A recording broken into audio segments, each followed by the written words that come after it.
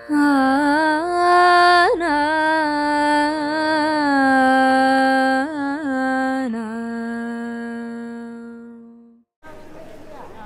പ്രഭാകരൻ എന്നൊരു ഭക്ത ചോദിച്ചിട്ടുണ്ട്, തൃപ്പുകയെക്കുറിച്ചൊന്ന് പറയുമെന്ന്. തൃപ്പുക അത്താഴപൂജയ്ക്ക് ശേഷം ഗുരുവായൂരപ്പനെ പുറത്തേക്ക് ചുറ്റുവിളക്കിനായിട്ട് എഴുന്നള്ളിക്കും.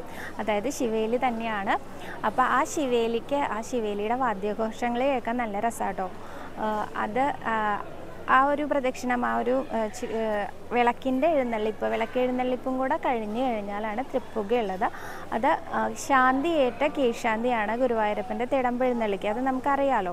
അപ്പോൾ ആ ഒരു കീഴ്ശാന്തി, ആ തിടമ്പ് തിരിച്ച് ശ്രീലകത്തേക്ക് ഗുരുവായൂരപ്പനെ അങ്ങോട്ട് തന്നെ എഴുന്നള്ളിക്കണ്ടേ. ആ എഴുന്നള്ളിക്കുന്ന സമയത്ത് നട അടച്ചുകൊണ്ട് നടത്തുന്ന ഒരു പൂജയാണ് തൃപ്പുക എന്ന് പറയുന്നത്. ഈ തൃപ്പുകയും കൂടി കഴിഞ്ഞിട്ട് നെയ്യാണ് അതിൻ്റെ പ്രസാദമായിട്ട് ഭക്തജനങ്ങൾക്ക് കിട്ടുക. ഈ തൃപ്പുകയുടെ സമയത്ത്, അതായത് ചുറ്റുവിളക്കിനായിട്ട് ഭഗവാനെ പുറത്തേക്ക് എഴുന്നള്ളിക്കുന്ന ആ സമയം മുതൽ നാലമ്പലത്തിനകത്തേക്ക് നമുക്ക് ഭക്തജനങ്ങൾക്ക് പ്രവേശനമില്ല. അപ്പോൾ തൃപ്പുക നമ്മൾ കണ്ടു തൊഴുന്നത് പുറത്ത് കൊടിമരച്ചോട്ടിൽ നിന്നുകൊണ്ടാണ്. ഞാൻ ഈ എല്ലാ സത്സംഗത്തിലും ആദ്യം ചൊല്ലുന്നതല്ലേ ശ്രീകൃഷ്ണ ഗോവിന്ദ ഹരേ മുരാരേ ഹേ നാഥ നാരായണ വാസുദേവാന്ന് ആ ഒരു കീർത്തനം ചൊല്ലിക്കൊണ്ടാണ് ഈ തൃപ്പുകയ്ക്ക് നടയടയ്ക്കുന്ന സമയത്ത് എല്ലാ ഭക്തജനങ്ങളും ഭഗവാന്റെ നട തുറക്കാൻ വേണ്ടി കാത്തു നിൽക്കുന്നത്.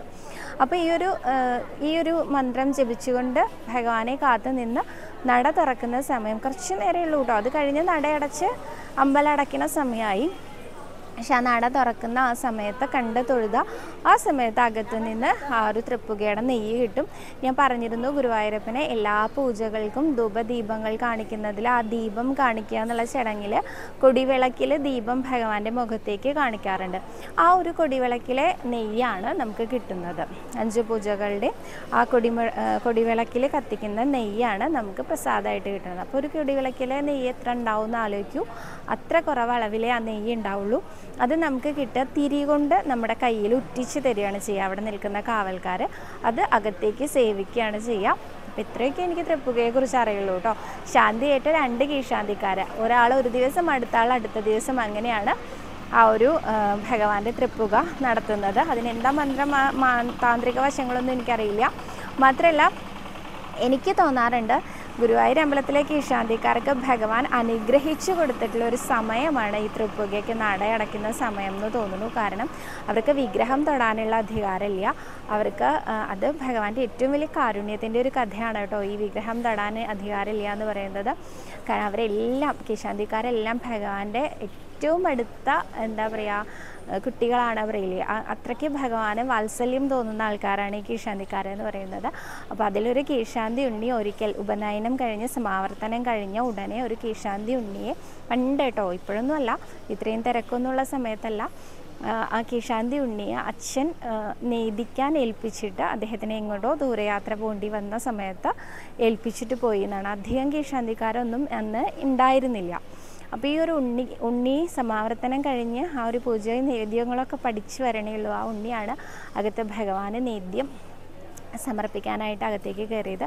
അപ്പോൾ ഈ ഉണ്ണിയുടെ വിചാരം, നേദിച്ച് കഴിഞ്ഞാൽ നേദ്യത്തിൻ്റെ ആ ഒരു പ്രണാദി കൊടുക്കുക എന്ന് പറയും, ആ ഒരു മന്ത്രങ്ങളൊക്കെ ചൊല്ലിക്കഴിഞ്ഞാൽ ഭഗവാൻ നേരിട്ട് വന്ന് ഭക്ഷണം കഴിക്കുന്നതാണ് ആ ഉണ്ണി വിചാരിച്ച് വെച്ചിരുന്നത്. അപ്പോൾ ഈ മന്ത്രങ്ങളൊക്കെ ചൊല്ലിയിട്ടും ഉണ്ണികൃഷ്ണൻ വന്ന് ഭക്ഷണം കഴിക്കാതായപ്പോൾ ആ കുട്ടിക്ക് ഭയങ്കര സങ്കടമാവുകയാണ്. ആ കുട്ടി നിലവിളിച്ചുകൊണ്ട് പറയുകയാണ്, അച്ഛൻ വന്നാൽ എന്നെ ചീത്ത പറയുമല്ലോ, എന്താ ഞാൻ തന്നപ്പോൾ ഭക്ഷണം കഴിക്കാത്തത്, എൻ്റെ അച്ഛൻ തരുമ്പോൾ മാത്രം എന്താണ് ഭക്ഷണം കഴിക്കുന്നത്, ഞാൻ തരുമ്പോൾ എന്താ കഴിക്കാത്തതെന്നൊക്കെ ചോദിച്ചിട്ട് ഇങ്ങനെ ആഹ്ലാദി പറഞ്ഞു ഗുരുവായൂരപ്പനോട് കുറേ. അപ്പോൾ എത്രയായിട്ടും ഭഗവാൻ കഴിക്കണില്ല എന്ന് തോന്നിയപ്പോൾ ഉണ്ണിക്ക് തോന്നി വെറും ചോറായിട്ടാണോ എന്ന് തോന്നി. അങ്ങനെ ഉപ്പും മാങ്ങയും തൈരും ഒക്കെ കൂട്ടി കുഴച്ച് കൊടുത്തു ഭഗവാനെന്നാണ്. അതൊക്കെ എടുത്തു കൊണ്ടുവരുന്നത് ആരും കണ്ടില്ല തോന്നുന്നു. എന്തായാലും അകത്ത് കയറി വീണ്ടും കുഴച്ചുരുട്ടി ഭഗവാന്റെ ആ ഒരു വിഗ്രഹത്തിലേക്ക് പിടിച്ചപ്പോൾ ഉണ്ണികൃഷ്ണനായി തന്നെ വന്ന് ആ ഉരുട്ടിയ ചോറ് മുഴുവൻ സ്വീകരിച്ചു എന്നാണ് പറയണത്. അത് കഴിച്ചു കഴിഞ്ഞപ്പോൾ ഉണ്ണി ഈ ഒരു പാത്രമൊക്കെ താങ്ങി പിടിച്ച് പുറത്തേക്ക് വരുന്നത് കണ്ടപ്പോൾ ഈ ഒരു ചോറിൻ്റെ അവകാശികളായിട്ടുള്ള കഴകക്കാർ പറഞ്ഞു, ഇത്ര എന്താ സംഭവിച്ചത്, ഞങ്ങളുടെ ചോറ് എവിടെ ചോദിച്ചു. അത് ആ നിവേദ്യ ചോറിൻ്റെ അവകാശികളാണ് ചോദിച്ചത്. അപ്പോൾ അവർ പറഞ്ഞു അപ്പോൾ ഉണ്ണി പറഞ്ഞു ഉണ്ണികൃഷ്ണൻ കഴിച്ചു എന്ന്. ആരും വിശ്വസിച്ചില്ല. അച്ഛൻ വന്നപ്പോൾ പറഞ്ഞു കൊടുത്തപ്പോൾ അച്ഛൻ എന്തോ ഒരു വല്ലാത്ത മനപ്രയാസം തോന്നി, ഉണ്ണി ഇങ്ങനെ ഒരു അബദ്ധം കാണിച്ചു എന്ന്. അങ്ങനെ ആ ഉണ്ണിയെ പിടിച്ച് അച്ഛൻ അടിക്കാൻ ശ്രമിച്ചപ്പോൾ ശ്രീലകത്തുനിന്ന് ഒരു അശരീരി ഉണ്ടായി എന്നാണ് പറയണേ. ഊണ് കഴിക്കുന്നത് മഹാപരാധമാണെങ്കിൽ എന്നെയായിരിക്കും തല്ലേണ്ടി വരിക, ഞാനാണ് ഊണ് കഴിച്ചതെന്ന്. അങ്ങനെ ഉണ്ണികൃഷ്ണൻ ഊണ് കഴിച്ചതിൻ്റെ കുറ്റം ഏറ്റെടുത്തു എന്നാണ് പറയണേ. അന്ന് മുതലാണത്രേ, അതൊരു കീഴ്ശാന്തി ഉണ്ണിയായിരുന്നില്ലേ, അന്ന് മുതലാണത്രേ കീഴ്ശാന്തിക്കാർക്ക് വിഗ്രഹം തൊടാൻ പാടില്ല എന്നുള്ളൊരു നിയമം ഉണ്ടായതെന്നാണ് മുത്തശ്ശിയൊക്കെ പറഞ്ഞു കേട്ടിരിക്കണേ കേട്ടോ. അപ്പോൾ എന്താ വെച്ചാൽ ആ ഭഗവാന്റെ അതിയായ വാത്സല്യം കൊണ്ടായിരിക്കാം കീഴ്ശാന്തിക്കാർക്ക് വിഗ്രഹം തൊടാനുള്ള അധികാരമില്ല. അപ്പോൾ അവർക്ക് ഒരു പൂജ ഭഗവാന് അല്ലെങ്കിൽ ഒരു അർപ്പണം ഭഗവാന് ചെയ്യാനുള്ളൊരു സമയം ആണ് തൃപ്പുക എന്ന് പറയുന്നത്. അത് അവരെ എന്താണ് താന്ത്രിക വശം എന്ന് എനിക്കറിയില്ല. ആ കീഴ്ശാന്തി നടയടച്ച് നട തുറക്കുന്ന ആ ഒരു സമയം, അതാണ് തൃപ്പുകയുടെ സമയം എന്ന് പറയുന്നത്. ഇത്രയൊക്കെ തൃപ്പുകയെക്കുറിച്ച് എനിക്കറിയുള്ളൂ കേട്ടോ.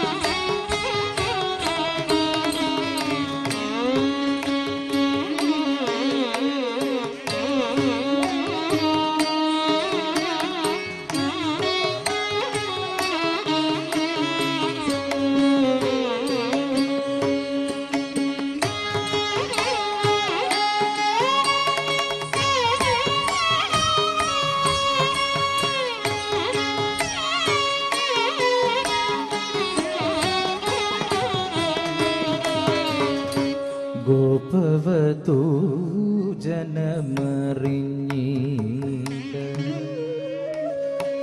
ഗോകുലം പോലും അറിഞ്ഞീല. ഗോപവതൂ ജനമറിഞ്ഞീല ഗോകുലം പോലും അറിഞ്ഞീല. രാസവിലാസ നർത്തനമാടും രാധാകാമുകനെവിടെ പോയി. രാസവിലാസ നർത്തനമാടും രാധാകാമുകനെവിടെ പോയി.